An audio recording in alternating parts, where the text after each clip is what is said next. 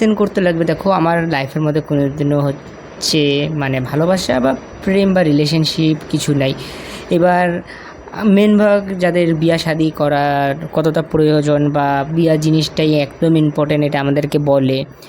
এবার ব্লু পিলের একটা ভালো জিনিস হচ্ছে যে ব্লু পিল তোমাদেরকে হোপ দেয়। হোপ মানে হচ্ছে তোমাকে সবসময় আশা দেয় যে তুমি সব কিছু জিনিস তুমি যদি চাও তাহলে পায়ে যেতে পারো।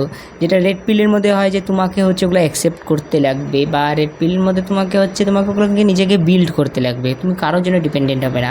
কিন্তু ব্লু পিল বলে যে তোমাকে ওইটা তুমি পায়ে যাবা কিন্তু দেরি করে পাবা। ওই জন্য বলে না যে রাইট টাইমের মধ্যে বা লেট টাইমের মধ্যে তুমি তোমার রাইট পার্সনকে পেয়ে যাবা। তো জিনিস মাথায় রাখবা, এটা শুধু প্রেম ভালোবাসাতেই নেই আর সব কিছুর মধ্যেই আসে। যেটাতে আমি একটা পিলের কথা বলতেছি সেটা হচ্ছে অরেঞ্জ পিলের মধ্যে। তো অরেঞ্জ পিলের মধ্যে কি হয় যে দেখো ভালোবাসা প্রেম এগুলা সবগুলোই হচ্ছে তোমাকে মানে আটকায় রেখে দেয়।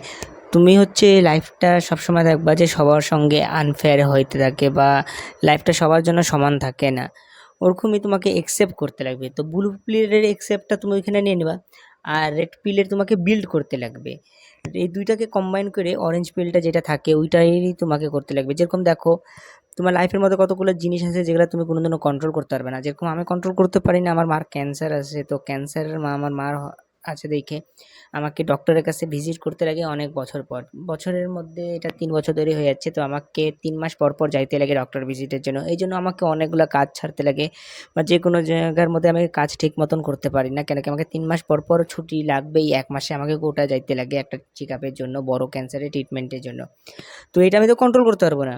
তো ওরকমই হচ্ছে লাভ ভালোবাসা, ওইটাকেও তো আমরা কেউ কন্ট্রোল করতে পারবে না। তো এই জায়গাটার মধ্যে কি করা যায়, তো দেখবা যেই জিনিসগুলো তুমি কন্ট্রোল করতে পারবা ওই জিনিসগুলো করো।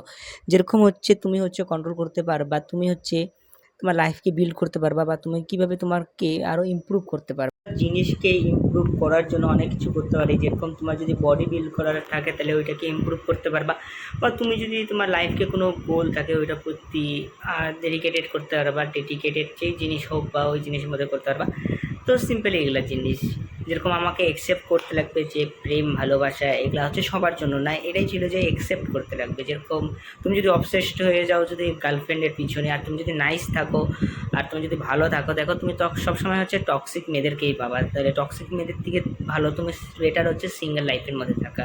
দেখো এই যে লাভ যে জিনিসটা আমরা বলি না, এটা আসলে হচ্ছে একটা অ্যাট্রাকশন, একটা হরমোন, আর এটা হচ্ছে বায়োলজিক্যাল জিনিস। যে বায়োলজিক্যাল জিনিস হচ্ছে আমাদের আদিম পূর্বপুরুষগুলো একটা মেকানিজম বানাইছিল যেটা রিপ্রডিউস করার জন্য। তো ওই ফিলিংগুলাই আসে। ওই জন্য অন্য মেয়েকে যদি তুমি অন্য মেয়ে বলতে কোনো মেয়েকে যদি দেখো তাহলে ওর প্রতি আকর্ষণ আসবেই।